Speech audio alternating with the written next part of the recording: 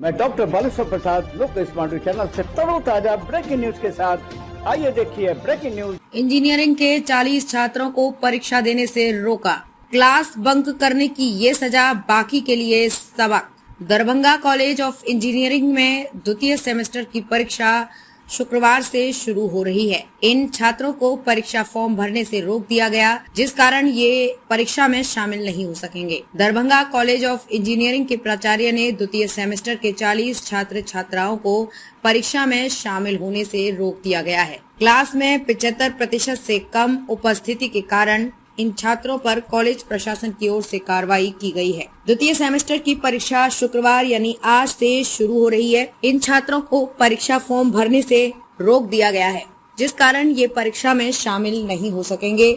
इस मामले में दरभंगा इंजीनियरिंग कॉलेज के प्राचार्य डॉक्टर संदीप तिवारी ने बताया कि छात्रों को मेडिकल ग्राउंड पर 10% की छूट दी गई है, जो केवल छात्रों के लिए मान्य था, लेकिन परिवार के किसी अन्य सदस्य की बीमारी के लिए नहीं लागू था। विभागीय स्तर से 75% से कम उपस्थिति वाले छात्रों को परीक्षा में शामिल नहीं करने का निर्देश है। इसी आलोक में बायोमेट्रिक अटेंडेंस के आधार पर विभिन्न विधाओं के कुल 40 छात्र छात्राओं को चिन्हित कर कार्रवाई की गई है। इन छात्र छात्राओं की उपस्थिति 50% से भी कम रही है। इस मामले में दरभंगा इंजीनियरिंग कॉलेज के प्राचार्य डॉक्टर संदीप तिवारी ने बताया कि छात्रों को मेडिकल ग्राउंड पर 10% की छूट दी गई है, जो केवल छात्रों के लिए मान्य थी, लेकिन परिवार के किसी अन्य सदस्य की बीमारी के लिए नहीं लागू था। विभागीय स्तर से 75% से कम उपस्थिति वाले छात्रों को परीक्षा में शामिल नहीं करने का निर्देश है। इसी आलोक में बायोमेट्रिक अटेंडेंस के आधार पर विभिन्न विधाओं के कुल 40 छात्र छात्राओं को चिन्हित कर कार्रवाई की गई है।